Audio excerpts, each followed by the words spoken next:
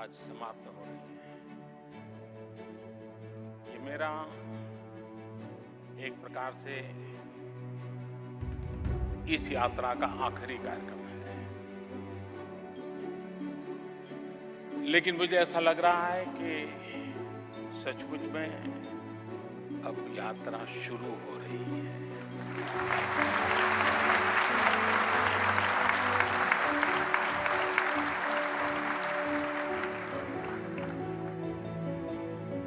मेरी इस 2 दिन की यात्रा और बांग्लादेश के नागरिकों ने, बांग्लादेश सरकार ने, प्रधानमंत्री, राष्ट्रपति जी एवं मंत्रीगण ने जिस प्रकार से मेरा स्वागत किया, सम्मान किया, ये स्वागत सम्मान नरेंद्र मोदी नाम के एक व्यक्ति का नहीं है, 125 करोड़ भारतवासियों का है।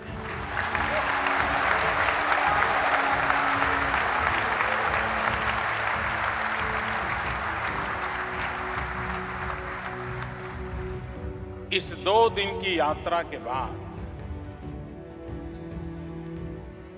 न सिर्फ एशिया लेकिन पूरा विश्व बारीकी से पोस्टमार्टम करेगा।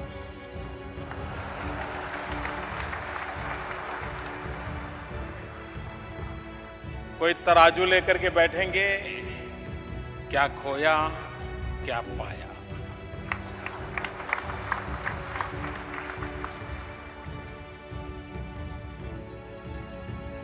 लेकिन अगर एक वाक्य में मुझे कहना है तो मैं कहूंगा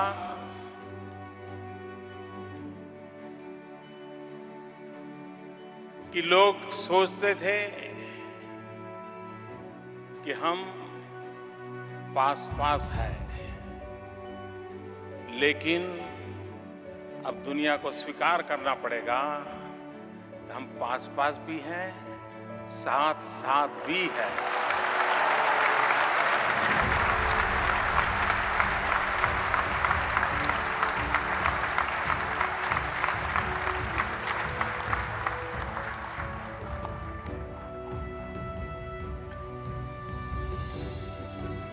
मेरा बांग्लादेश के साथ एक इमोशनल अटैचमेंट है, और इमोशनल अटैचमेंट ये है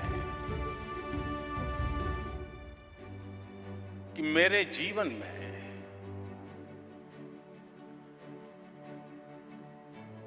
और राजनीतिक जीवन में हम लोगों को जिनका मार्गदर्शन मिला, जिनकी उंगली पकड़ के चलने का हमें सौभाग्य मिला, भारत मां के सपूत भारत रत्न अटल बिहारी वाजपेयी जी को आज बांग्लादेश ने विशेष सम्मान दिया।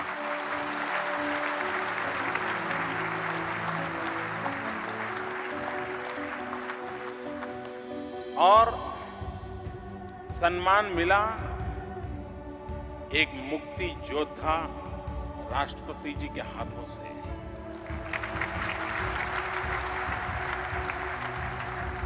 सम्मान मिला बंगबंधु की बेटी की उपस्थिति में।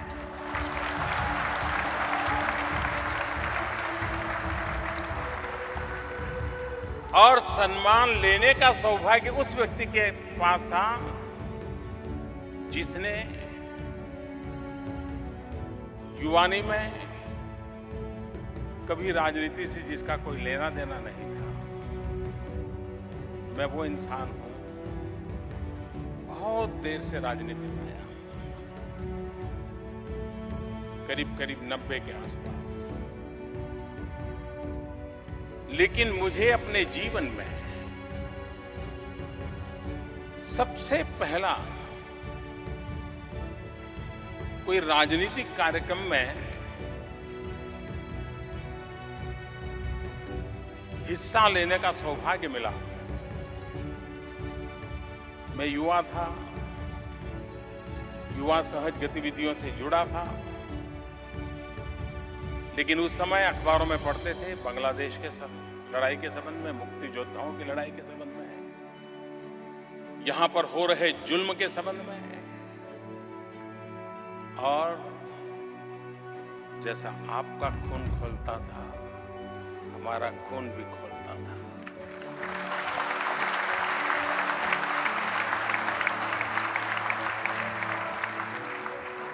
जुल्म के खिलाफ यहां जो आवाज उठ रही थी वो हमारे कान में गूंजती थी, और यहां से उठी वो आवाज, उस पुकार ने हमें प्रेरित किया। और मैं जीवन में पहली बार गांव छोड़ करके दिल्ली में भारतीय जनसंघ के द्वारा बांग्लादेश की मान्यता के लिए जो सत्याग्रह चल रहा था, उस सत्याग्रही बनने का मुझे सौभाग्य मिला।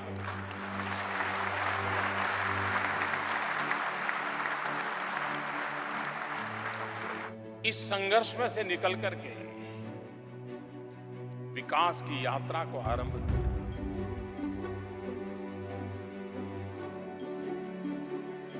और इतने कम समय में, और यहां पर राजनीतिक संकट बार बार आए, उतार चढ़ाव बार बार, सिर्फ मुक्ति योद्धाओं वाली उस लड़ाई के बाद भी कठिनाइयां रही है, प्राकृतिक आपदाएं आए दिन बांग्लादेश में अपनी पहचान बनाती रहती है। इन संकटों के बावजूद बांग्लादेश ने कई क्षेत्रों में अप्रतिम काम किया।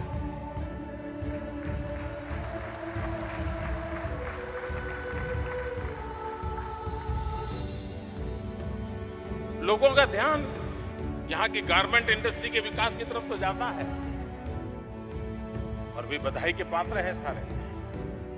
और मैं भी चीन गया था, वहां के एक रेडीमेड गारमेंट के सीईओ मुझे बता रहे थे, मोदी जी आपका तो 125 करोड़ का देश है, आप कर क्या रहे हो? क्या हुआ भाई? अरे बोले तुम्हारे बगल में 17 करोड़ का देश आज दुनिया में नंबर 2 पे खड़ा है गारमेंट के द्वारा।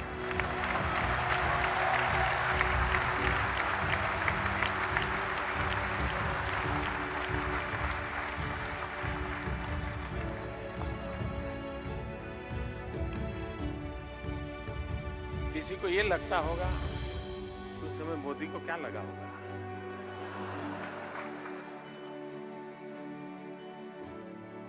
मैं दिल से कहता हूं, मुझे इतना आनंद आया, इतना आनंद आया।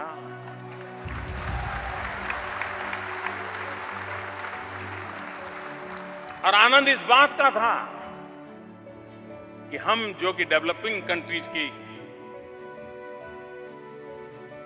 रेखा में जीने वाले लोग हैं, वहां हमारा एक साथी, मेरा पड़ोसी, ये इतना बड़ा पराक्रम करें, हमें आनंद आना बड़ा स्वाभाविक है।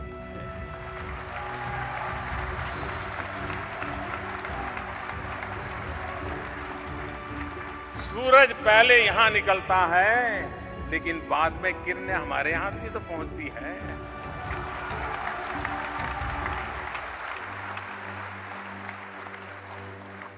और इसलिए यहां जितना विकास होगा, जितनी ऊंचाइयां प्राप्त करेंगे, वो रोशनी हम तक आने ही वाली है, ये मुझे पूरा भरोसा है। और इस अर्थ में मैं कहता हूं, आज इन्फेंट मोर्टेलिटी रेट देखिए, हमारे देश में कई राज्यों को बांग्लादेश से सीखने जैसा है कि उन्होंने जिस प्रकार से इन्फेंट मोर्टेलिटी रेट के संबंध में, न्यूट्रिशन के संबंध में, इवन गर्ल चाइल्ड एजुकेशन के संबंध में,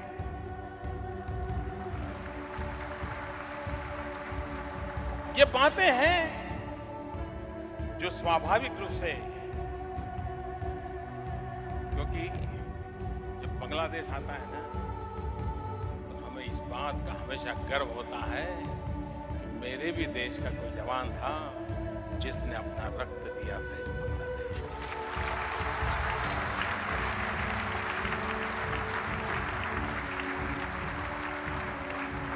जिस बांग्लादेश के सपनों को मेरे देश के जवानों ने खून से सींचा हो, उस बांग्लादेश की तरक्की हम लोगों के लिए इससे बड़े कोई आनंद का विषय नहीं होता, इससे बड़ा कोई गौरव का विषय नहीं होता।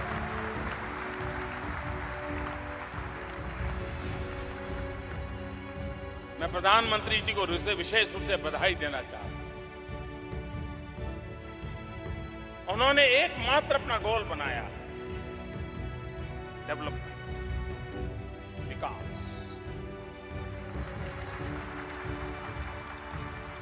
और लगातार 6% ग्रोथ, छोटी बात नहीं।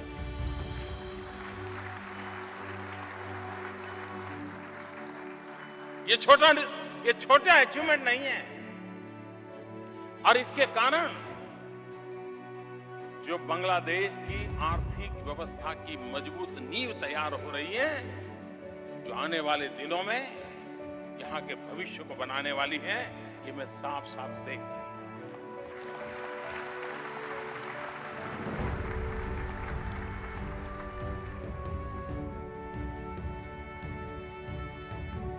भारत और बांग्लादेश दोनों एक विषय में बड़े भाग्यशाली हैं।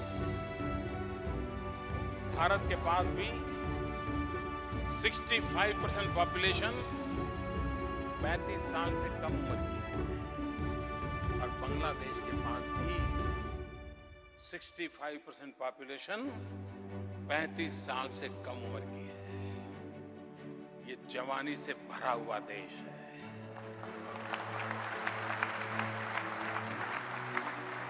उसके सपने भी जवान हैं। जिस देश के पास ऐसा सामर्थ्य हो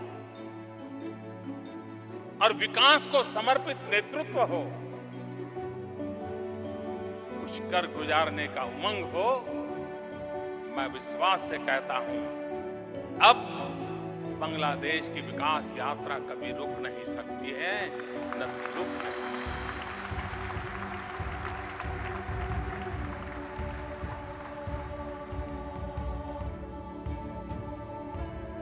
आज वक्त बदल चुका है, दुनिया बदल चुकी है।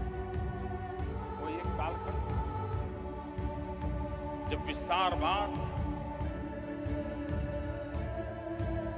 देशों की शक्ति की पहचान माना जाता है। कौन कितना फैलता है, कौन कहां कहां पहुंचता है, कौन कितना सितम और जुल्म कर सकता है, उसके आधार पर दुनिया की ताकतें नापी जाती हैं। आज वक्त बदल चुका है। इस युग में, इस समय विस्तारवाद को कोई स्थान नहीं है। आज दुनिया को विकासवाद चाहिए, विस्तारवाद नहीं, विकासवाद का युग।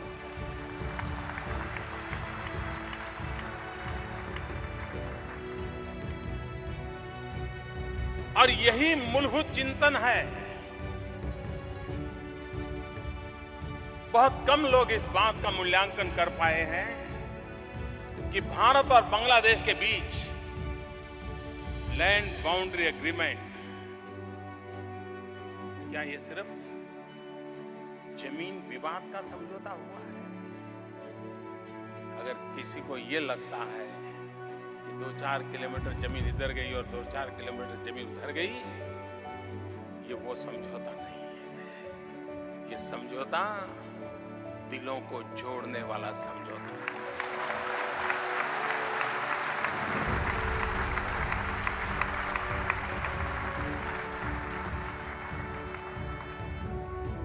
दुनिया में सारे युद्ध जमीन के लिए हुए हैं, और ये एक देश है, बांग्लादेश भी गर्व करता है।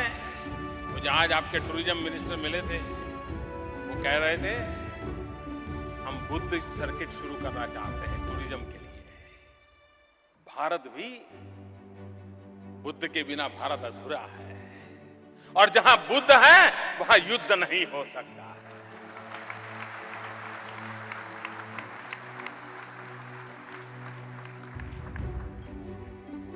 और इसलिए दुनिया जमीन के लिए लड़ती हो मरती हो, लेकिन हम दो देश हैं जो जमीन को ही हमारे संबंधों का सेतु बना करके खड़ा कर देते हैं। इस बार में यहां के किसी राइटर ने लिखा था, मैं पूरा तो पढ़ नहीं पाया हूं लेकिन हेडलाइन पढ़ी। उन्होंने बांग्लादेश और भारत की जमीन की समझौते को बर्लिन की दीवार गिरने की घटना के साथ तुलना की। मैंने कहा, मैं कहता हूं बहुत बड़ी सोच के साथ उन्होंने रखा है। यही घटना दुनिया के किसी पूरे भूभाग में होता तो विश्व में बड़ी चर्चा हो जाती, पता नहीं नोबेल प्राइज देने के लिए रास्ते खोले जाते।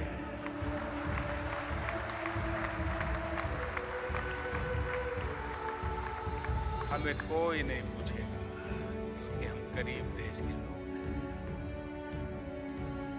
लेकिन गरीब होने के बाद भी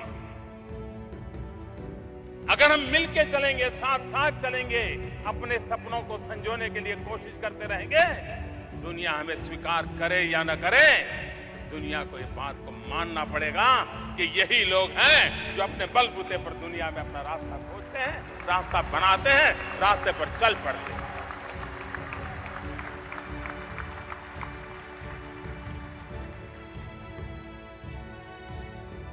यहां के नौजवान के सपने, वक्त बहुत बदल चुका है। आप किसी भी नौजवान को पूछिए, उसके एस्पिरेशन पूछिए। आज से 20 साल 25 साल पहले हम जो सोचते थे वो जवाब आज नहीं मिलेगा। वो कुछ और सोचता है, वो दुनिया को अपनी बाहों में कर लेना चाहता है, वो जगत के साथ जुड़ना चाहता है। वक्त बदल चुका है।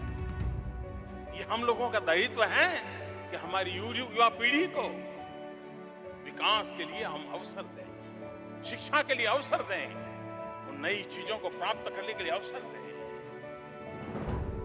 आज मैं जिस ढाका यूनिवर्सिटी में आया हूं और मुझे आपने निमंत्रित किया है, यही तो ढाका यूनिवर्सिटी है जिसने बांग्लादेश को ज्ञान से संवारा है, बुद्धि से संवारा है।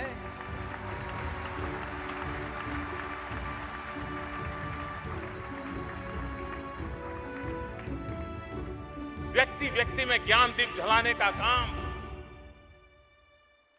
इस यूनिवर्सिटी ने किया। बीते हुए कल तो हम इससे जुड़े थे, हमारे यहां भी जो लोग हैं वो यहीं से शिक्षा दीक्षा लेकर आए थे। हर एक का नाम हम गर्व से कह सकते हैं। और उसी प्रकार से आने वाले दिनों में भी, जैसे अभी वाइस चांसलर जी बताए, ओशनोग्राफी के लिए ढाका यूनिवर्सिटी के साथ मिलकर के काम करने वाले हैं, क्योंकि ब्लू इकोनॉमी आने वाले समय का एक बहुत बड़ा क्षेत्र है। उस ब्लू इकोनॉमी पर हम कैसे मिलकर के बल दें। हमारी सामुद्रिक शक्ति, और हम 4 देश में से 5 देश ऐसे हैं जो समुद्र से सटे हुए हैं। अगर हम समंदर से सटे हुए देश हैं, हम ब्लू इकोनॉमी को एक सामूहिक ताकत बनकर के काम करें, हम दुनिया को बहुत कुछ दे सकते हैं और हमारी आने वाली पीढ़ी को विकास के लिए नए अवसर दे सकते हैं। और हम उस दिशा में प्रयास करना चाहिए। हम पिछले दिनों नेपाल में मिले थे, सार्क समिति। समय एक विषय पर मैंने बहुत बल दिया, हम एक प्रस्ताव पारित करना चाहते हैं। और प्रस्ताव था कनेक्टिविटी का। हम 7 देश एक दूसरे से हमारी कनेक्टिविटी हो, ओपननेस हो, आना जाना सरल हो, उस पर कुछ फैसले करना चाहते हैं। खैर, हर कोई तो बांग्लादेश होता नहीं है। हमारी गाड़ी पटरी पे नहीं चढ़ी, लेकिन अब पटरी पर नहीं चढ़ी तो हम इंतजार करके बैठे क्या? आज मैं गर्व के साथ कहता हूं, जो काम हम सार्क में विधिवत रूप से नहीं कर पाए थे, लेकिन आज बांग्लादेश, भारत, नेपाल और भूटान 4 देशों ने अपना कनेक्टिविटी की प्रायोरिटी तय कर दी है।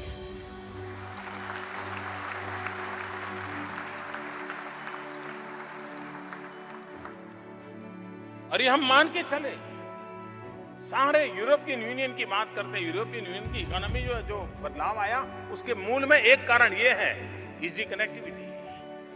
सार्क देश भी इसी प्रकार से आगे बढ़ सकते हैं। सब चले या न चले, कुछ तो चल पड़े हैं।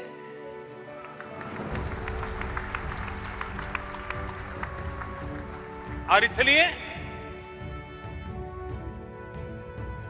बांग्लादेश, भारत कनेक्टिविटी के लिए कई चीजें आज निर्णय, रेल मार्ग हो, रोड मार्ग हो, हवाई मार्ग हो, और अब तो निर्णय कर लिया समुद्री मार्ग का भी। वरना हमारा क्या हाल था, हिंदुस्तान में कुछ भेजना है तो वाया सिंगापुर भेजते थे। अब हिंदुस्तान और बांग्लादेश आमने सामने, लो भाई ले जाओ, वो कहेगा ले जाओ। और इसलिए मैं कहता हूं, कितना बड़ा बदलाव आ रहा है, ये हम साफ देख सकते हैं। और ये बात निश्चित है, आज कोई भी देश कितना ही सामर्थ्यवान क्यों न हो, उसके पास धन बल हो, जनबल हो, शस्त्रास्त्रों का बल हो, तो भी आज वो अकेला कुछ नहीं कर सकता है। पूरी दुनिया इंटरडिपेंडेंट हो गई है।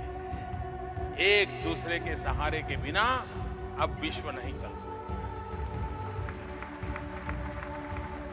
और इसलिए भारत और बांग्लादेश ने इस भविष्य को पहचाना है, जाना। भारत और बांग्लादेश का विजन साफ है, और इसलिए हमने 22 जो निर्णय किए हैं, ये 22 निर्णय नंबर की दृष्टि से संतोष हो इतनी सी बात नहीं है। एक से बढ़कर के एक सारे निर्णय आने वाले भविष्य का बदलाव करने के लिए बहुत बड़ी ताकत के रूप में उभरने वाले हैं। ये मैं आज विश्वास से कह करके जाता हूं। और मैं इसके लिए बांग्लादेश के दीर्घदृष्टा नेतृत्व का अभिनंदन करता हूं, उनका धन्यवाद करता हूं कि हम इस प्रकार के महत्वपूर्ण फैसले कर पाए। आज अगर हम सैटेलाइट के द्वारा फोटो लें तो आप देखेंगे ये सार्क के ही देश ऐसे हैं, इंक्लूडिंग इंडिया, जहां अभी भी अंधेरा नजर आता है। क्या हमारे यहां उजाला नहीं होना चाहिए? क्या हमारे यहां गरीब के घर में भी बिजली का दिया जलना चाहिए कि नहीं जलना चाहिए? और अगर ये चलना है तो बिजली चाहिए, और बिजली प्राप्त होना हम अगर मिलकर के काम करें, नेपाल हो, भूटान हो, भारत हो, बांग्लादेश हो, मैं नहीं मानता हूं कि फिर कभी इस इलाके में अंधेरा रह सकता है।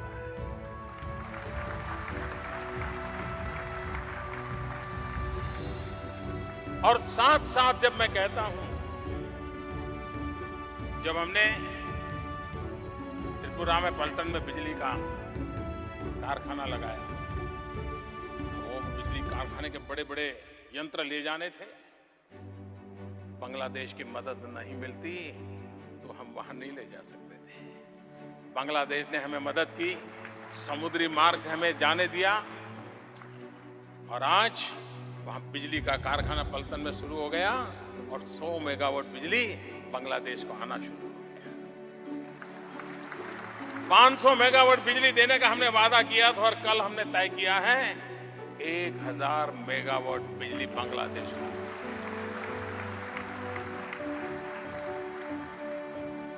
हम दोनों देश एक प्रकार से भाग्यशाली हैं, और हम पर तपते सूरज की बड़ी कृपा है। अब तक तो वो परेशानी का कारण था, लेकिन वही सूरज अब शक्ति का कारण बन गया है। सोलार एनर्जी हमारी बहुत बड़ी बदौलत हो सकती है। भारत और बांग्लादेश दोनों सोलार एनर्जी के क्षेत्र में बहुत ही एग्रेसिवली आगे बढ़ना चाहते हैं, और दुनिया जो क्लाइमेट चेंज के लिए चर्चा करती रहती है, हम धरती पर उसका जवाब ढूंढते हैं और जवाब पाकर के रहेंगे। हम उस दिशा में आगे बढ़ना चाहते हैं। मेरा कहने का तात्पर्य है कि हम यहाँ की जो युवा शक्ति है, यहाँ का जो टैलेंट है, भारत के पास जो शक्ति है, भारत के पास जो टैलेंट है, इसे जोड़ करके आगे बढ़ना चाहते हैं। कल प्रधानमंत्री जी कह रहे थे हम स्पेस में अब जाना चाहते हैं, बंगबंधु 1 सैटेलाइट की ओर जाना चाहते हैं। मैंने उनसे ऐसे मजाक में कहा, बंगबंधु हमारे बिना कैसे हो सकते, बंगबंधु के साथ भारत बंधु भी तो बंधु ही रहेगा। और मैंने कहा हम आपके स्पेस प्रोग्राम पे जुड़ना चाहते हैं, क्योंकि भारत ने स्पेस की दुनिया में अपनी ताकत परिचय करवा दिया है दुनिया को। हमारी वो शक्ति है, वो बांग्लादेश के काम आनी चाहिए। मैंने कल सामने से ऑफर किया, और मैंने सार्क देशों को कहा था हम एक सार्क सैटेलाइट छोड़ेंगे। 2016 तक हम सफलतापूर्वक उस काम को पूरा करना चाहते हैं। उन सार्क सैटेलाइट के द्वारा इन सार्क देशों को, यहाँ के किसानों को वेदर के संबंध में जानकारी मिले, कोई सामुद्रिक तूफान की संभावना हो, कोई हवा तेज चलने वाली हो, साइक्लोन आने वाला हो, तो उसका पूर्वानुमान हो, शिक्षा के लिए काम आए, हेल्थ के लिए काम आए। ये सार्क सैटेलाइट भारत सार्क देशों के लिए, मतलब कि बांग्लादेश के लिए आने वाले दिनों में लाने वाला है। यानी विकास की हमारी जो कल्पना, हम जिस रूप में आगे बढ़ना चाहते हैं, और इसलिए मैं कहता हूं हम पास भी हैं, साथ भी हैं।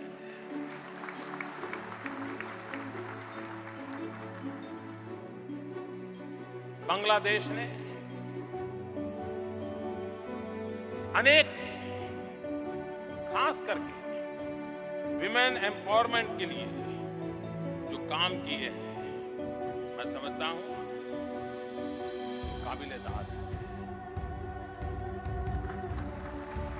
यहां के पुरुषों को कभी ईर्ष्या आती होगी कि प्रधानमंत्री महिला, स्पीकर महिला, लीडर ऑफ द ऑपोजिशन महिला, ऑपोजिशन पॉलिटिकल पार्टी की लीडर महिला, और यहां भी प्रो वाइस चांसलर महिला।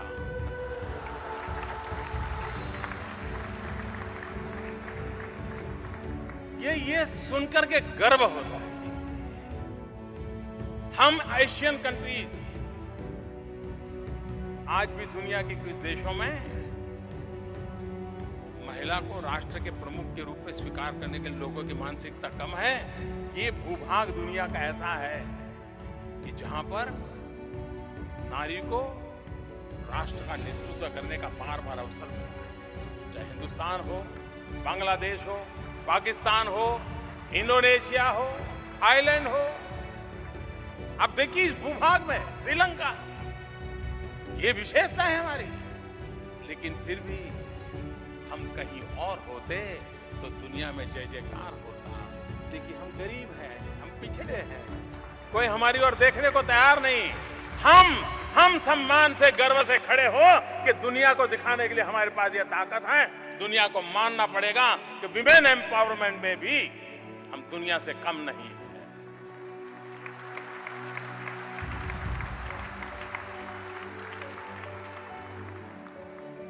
मैं 2 दिन से यहां इधर उधर जा रहा हूं तो मैं एक बिलबोर्ड देख रहा हूं, और एक बिटिया, उसकी बड़ी तस्वीर है, लिखा है I am made in Bangladesh.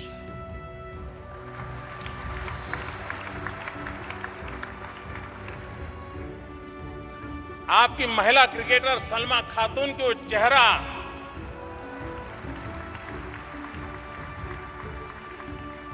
ये विमेन एम्पावरमेंट है, ये यूथ की ताकत का परिचय करवाता है। और ये जब सुनते हैं तो कितना गर्व होता है। हमारे यहां अभी अभी क्रिकेट का दौर समाप्त हुआ और जब बांग्लादेश का नौजवान अल हसन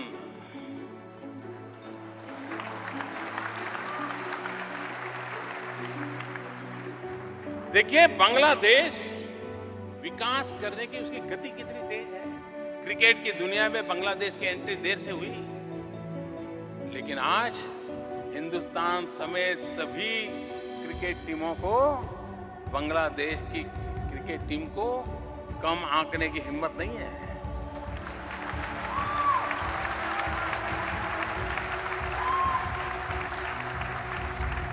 देर से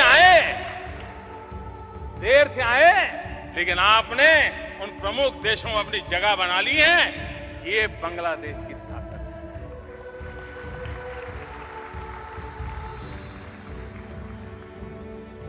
कुछ वर्ष पहले मैंने जब निशात मजूमदार और वाजपेयी,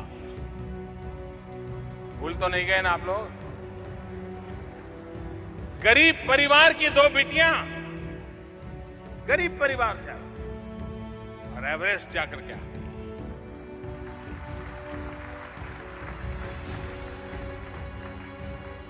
ये बांग्लादेश की ताकत है। और मुझे गर्व है, मैं उस बांग्लादेश के साथ साथ चलने के लिए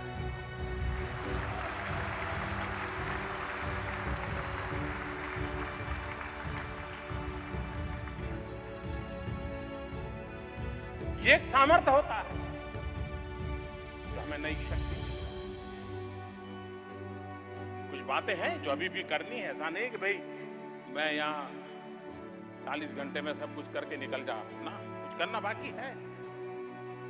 क्योंकि मुझे 125 करोड़ का देश है, अनेक राज्य हैं, सबको साथ लेकर के चलना होता है। और बांग्लादेश को साथ साथ चलता हूं तो मेरे राज्यों के भी तो साथ साथ चलना होता है।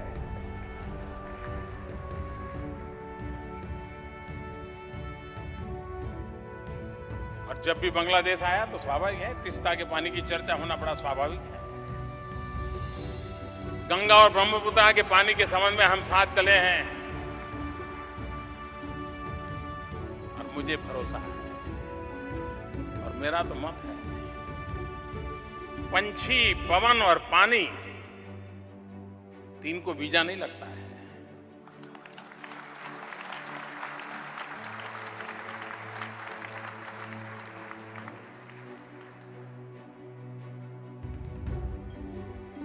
और इसलिए पानी ये राजनीतिक मुद्दा नहीं हो सकता है। पानी ये मानवता के आधार पर होता है, मानवीय मूल्यों के आधार पर।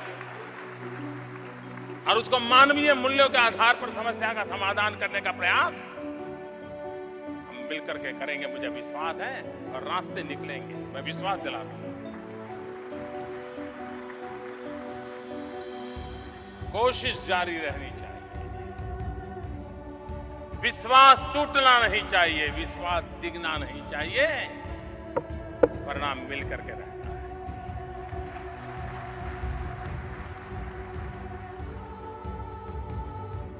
कभी कभार सीमा पर कुछ घटना ऐसी हो जाती है, दोनों तरफ तनाव हो जाता है,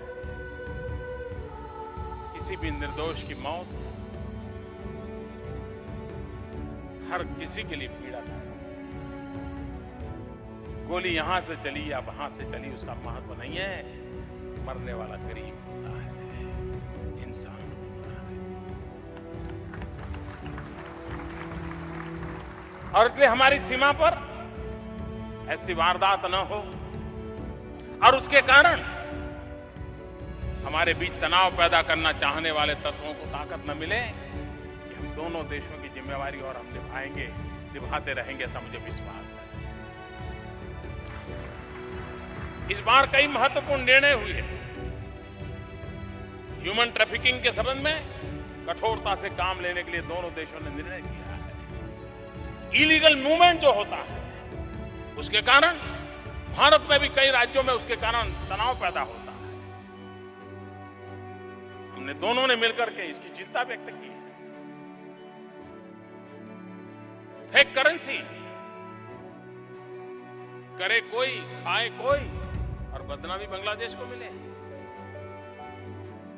अब बांग्लादेश सरकार इस प्रकार की चीजों को चलने देना नहीं चाहती है। मैं बांग्लादेश सरकार की तारीफ करता हूं, उनका अभिनंदन करता हूं।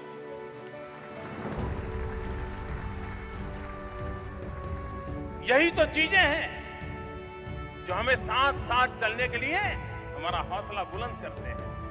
और आज साथ साथ चलते हैं, कल साथ साथ दौड़ना भी शुरू करते हैं। इसी से तो ताकत आती है, और उसी ताकत को लेकर के हम आगे बढ़ना चाहते हैं। इतना ही नहीं, विकास की जब नई ऊंचाइयों पर हमें पार करना है, डिफेंस के क्षेत्र में हम सहयोग कर रहे हैं, सहयोग करना चाहते हैं, सहयोग बढ़ाना चाहते हैं। इस बार हमने लाइन ऑफ क्रेडिट $2 बिलियन किया है,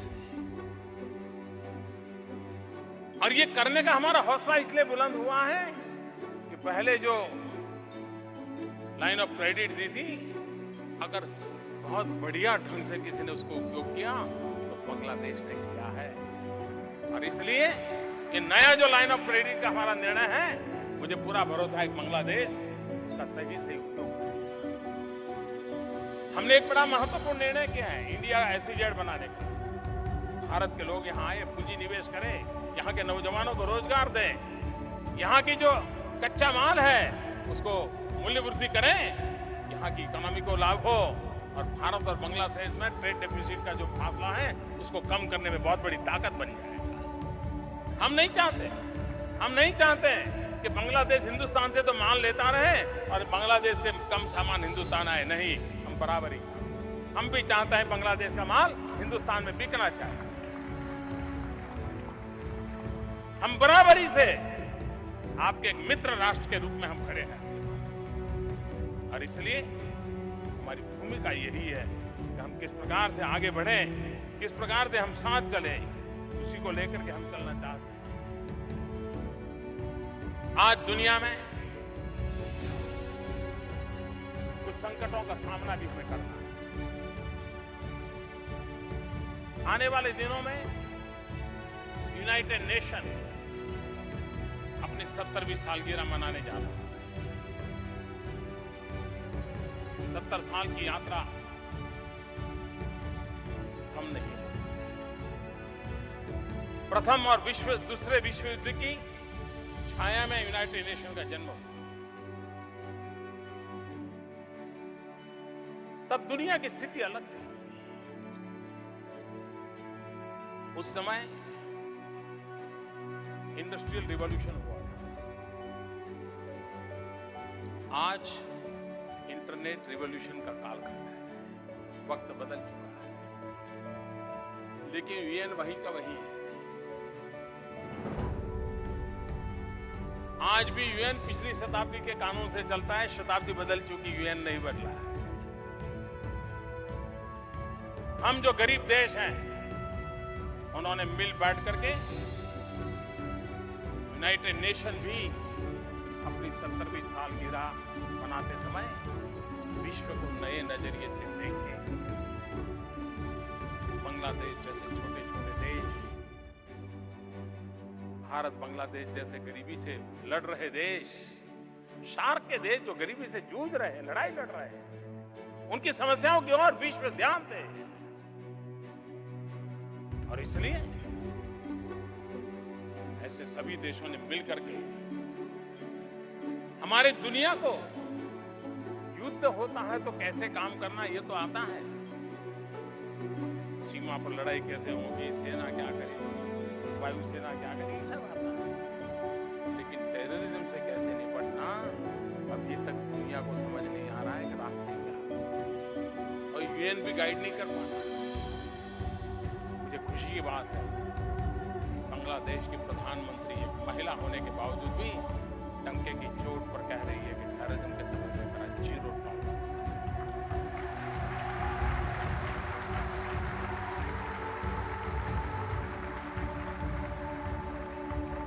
मैं शेख हसीना जी को अभिनंदन करता हूं, जो हिम्मत के साथ ये कहें कि टेररिज्म के साथ मेरा जीरो टॉलरेंस है।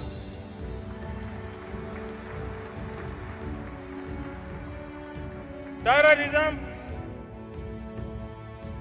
इसको कोई सीमा नहीं है, कोई भूभाग नहीं है। भारत तो पिछले 40 साल से उसके कारण परेशान है। कितने निर्दोष लोगों की जिंदगी तबाह हो रही है, कितना रक्त बह रहा है। और टेररिज्म के जुड़े हुए लोग क्या पाया उन्होंने, क्या दिया दुनिया को उन्होंने। और इसलिए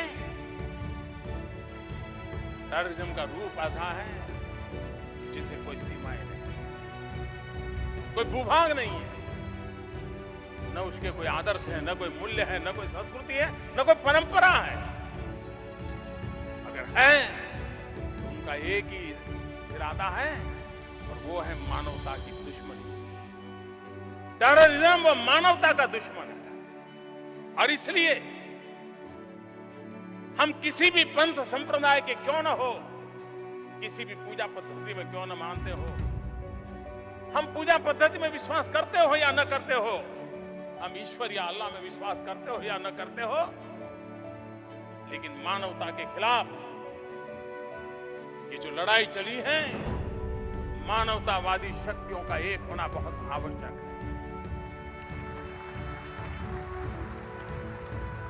जो भी मानवता में विश्वास करते हैं, उन सभी देशों को एक होना बहुत अनिवार्य हुआ। और हम इस आतंकवाद, आतंकवादी मानसिकता, उसको आइसोलेट करें, उसको निहत्थे करें, और मानवता की रक्षा के लिए हम आगे बढ़ें। और इस काम में बांग्लादेश की सरकार ने जीरो टॉलरेंस ये जो संकल्प किया है, मैं उनका गौरव करता हूं, मैं उनका अभिनंदन करता हूं।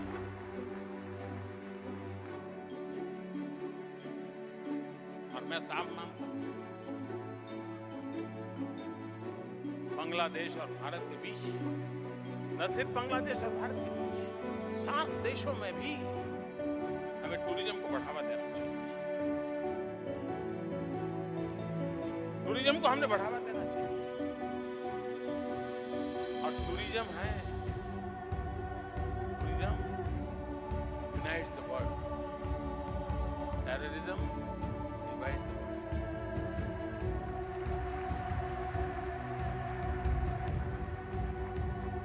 हम एक दूसरे को जाने, पहचाने, नई पीढ़ी मिले जुले, बात करें, गर्व करें। और इसलिए टेररिज्म के सामने लड़ने के लिए हमारा मेलजोल जितना बढ़ेगा, एक दूसरे को पहचानने का अवसर जितना मिलेगा, एक नई शक्ति उसमें से उभर करके आएगी। नई शक्ति को हमने आगे बढ़ाना और देश की दिशा में अपने प्रयास करना। यूएन सिक्योरिटी काउंसिल में अभी भी हिंदुस्तान को जगह नहीं मिली, परमानेंट मेंबरशिप नहीं मिली।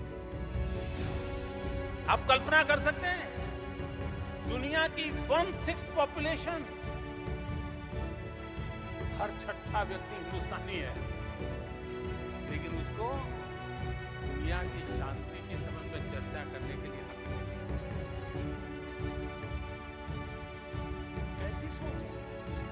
और वो देश, और मैं डंके की चोट पर दुनिया के सामने आंख से आंख मिला करके कह रहा हूं, वक्त बदल चुका है, समय से पहले चेत जान जाए।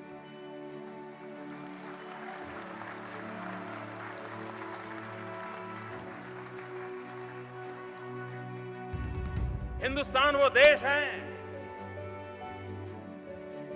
जो कभी जमीन के लिए किसी पर हमला नहीं किया है, न कभी लड़ाई लड़ी। हम प्रथम विश्व युद्ध में 13 लाख हिंदुस्तान की सेना के जवान प्रथम विश्व युद्ध में जुड़े, अपने लिए नहीं, भारत की सत्ता बचाने के लिए नहीं, भारत का भूभाग बढ़ाने के लिए नहीं, किसी और के लिए लड़े, किसी और के लिए मरे और करीब करीब 75,000 लोग शहीद हुए। उसके बावजूद भी दुनिया हमें पूछ रही है शांति के लिए, हम विश्व की शांति के लिए उपयोगी है कि नहीं, उसके लिए हमें सबूत देने पड़ रहे हैं। द्वितीय विश्व युद्ध हुआ, 15 लाख से भी ज्यादा हिंदुस्तान की फौज किसी के लिए लड़ी, किसी के लिए मरी, किसी दुनिया के देश में जाकर। और उस समय हम सब एक थे, बांग्लादेश के भी बच्चे थे उस समय, जिन्होंने द्वितीय विश्व युद्ध में बलिदान दिया। तब विभाजन नहीं हुआ, हम सब एक थे। करीब 90,000 हमारे नौजवान उस युद्ध में शहीद। आज भी यूनाइटेड नेशन बड़े गर्व से कहता है कि पीस कीपिंग फोर्स, उसमें अगर सबसे उत्तम काम है तो भारत की सेना का होता है। उसके बावजूद भी सिक्योरिटी परमानेंट सीट के लिए भारत को तरसना। इतना ही नहीं, मैं दुनिया में क्या कभी कोई घटना मिल सकती है कि बांग्लादेश में जब मुक्ति योद्धा अपना रक्त बहा रहे थे, अपनी जवानी जान की बाजी मुक्त योद्धा लगा रहे थे, पता नहीं था कि कभी बांग्लादेश बनेगा, कभी सत्ता के सिंहासन पर जाने का अवसर मिलेगा। एक हमार सोनार बांग्ला का प्रेरणा थी, बंग बंधु का नेतृत्व था और हर बंगाली मरने के लिए तैयार हुआ। 71 के दिनों को याद करें, हमारी आने वाली पीढ़ी को बताएं कि हम ही तो वो लोग थे। एक एक मुक्ति योद्धा, आज यहां मुक्ति योद्धा यहां बैठे हैं तो उनको नमन करता, और उनके साथ कंधे से कंधा मिला करके हिंदुस्तान की फौज ने अपना रक्त बहाया। और कोई कह नहीं सकता था कि ये रक्त मुक्ति योद्धा का है, ये रक्त भारत की सेना के जवान का है। कोई फर्क महसूस नहीं होता था, वो भावना का प्रबल उमंग। और इतिहास देखिए, 90,000 जिन लोगों ने बांग्लादेश के नागरिकों को जुल्म किया, ऐसे 90,000 की सेना को आत्मसमर्पण के लिए भारत की सेना ने मजबूर किया। आप कल्पना कर सकते हैं, जो पाकिस्तान आए दिन हिंदुस्तान को परेशान करता रहता है, नाको दम ला देता है, टेररिज्म को बढ़ावा की घटनाएं घटती रहती है, 90,000 सैन्य उसके कब्जे में था। अगर विकृत मानसिकता होती तो पता नहीं निर्णय क्या करना। आज एक हवाई जहाज को कोई हाईजैक करते हैं ना, तो 25, 50, 100 पैसेंजर के बदले में दुनिया भर की मांगे मनवा ले सकते हैं। भारत के पास 90,000 सैनिक पाकिस्तान के कब्जे में थे। लेकिन ये हिंदुस्तान का चरित्र देखिए, हिंदुस्तान की सेना का चरित्र देखिए। हमने बांग्लादेश के विकास की चिंता की, बांग्लादेश के स्वाभिमान की चिंता की, बांग्लादेश की धरती का उपयोग हमने पाकिस्तान पर गोलियां चलाने के लिए नहीं किया।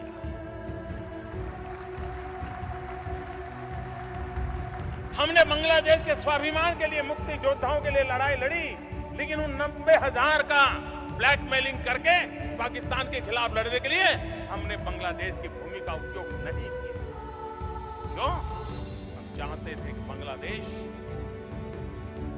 बंगबंधु के नेतृत्व में आगे बढ़े, विकास की नई ऊंचाइयों को पार करे। यह हमारा सपना था, और इसलिए हमने हमारे सपनों को चूर कर दिया, हमारी मुसीबतों को हमने दफना दिया और हमने 90,000 सैनिक वापस दिए।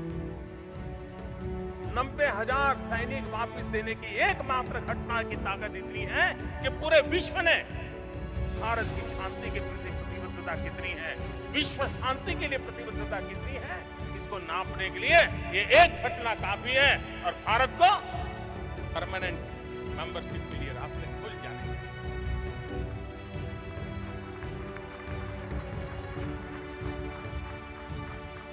लेकिन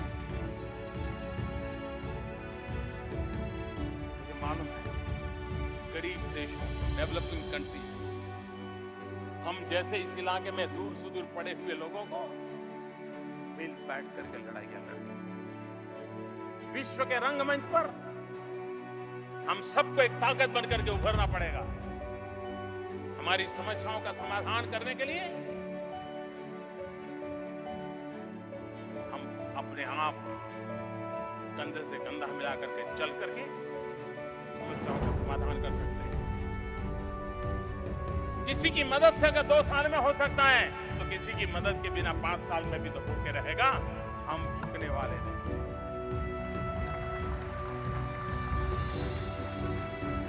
विकास के रास्ते पर हमें चलना है, साथ मिलकर के चलना है। और मेरी तो पहले दिन हमारे यहां एक कहावत है हिंदुस्तान में, पुत्र के लक्षण पालने में, यानी कि जन्मते ही झूले में जो बच्चा होता है उसी से पता चलता है आगे चल करके कैसा होता है।